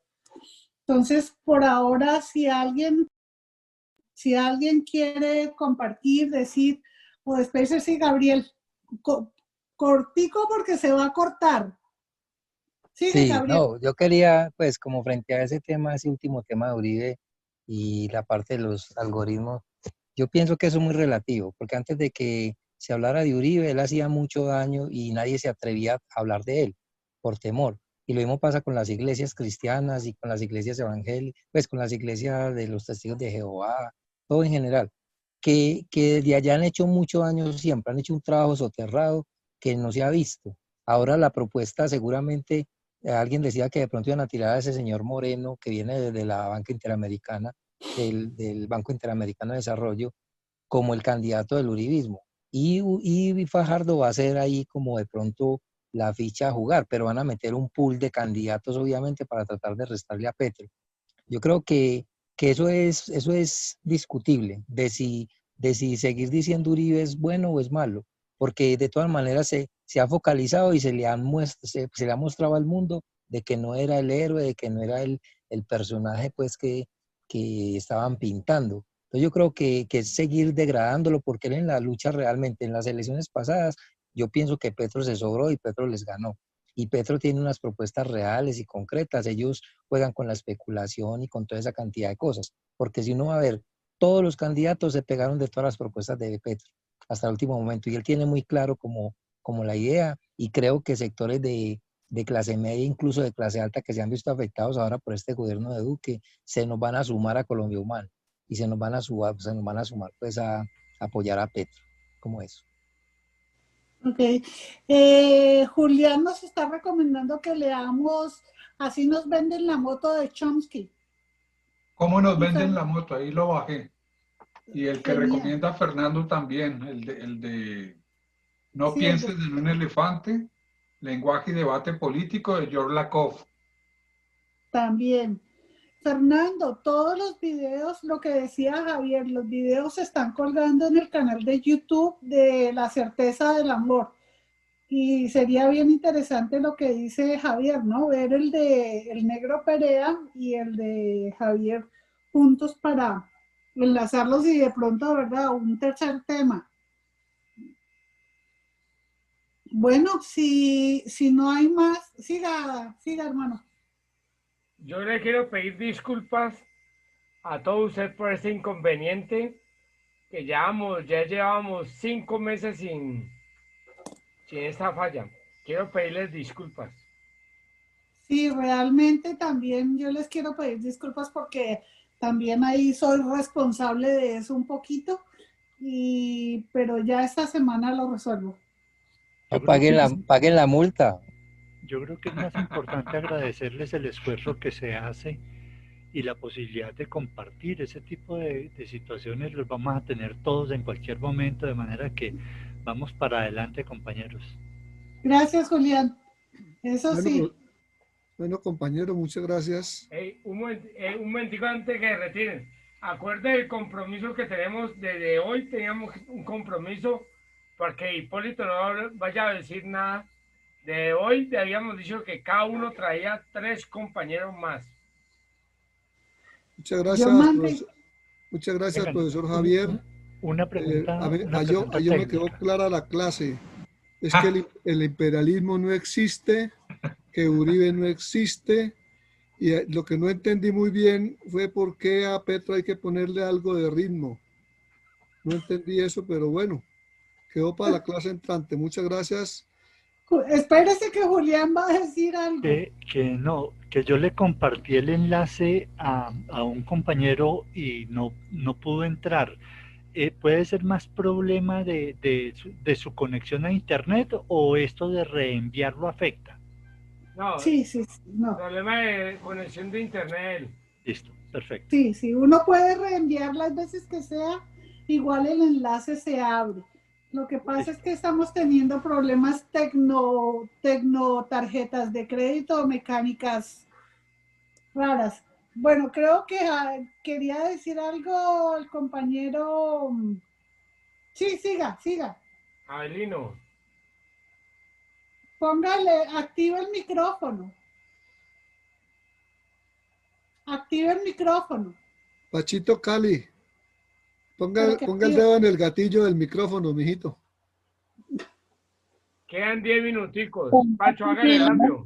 Bueno, que agradecerle a todos los compañeros, pues a unos compañeros que hacía ya no los veía y yo traté de conectarme temprano a las 6, pero no fue posible, entonces llegué un poquito tarde a la reunión, pero muchas gracias a todos y al compañero Javier Falla, mucho gusto haberlo visto, que hacía rato no lo veía.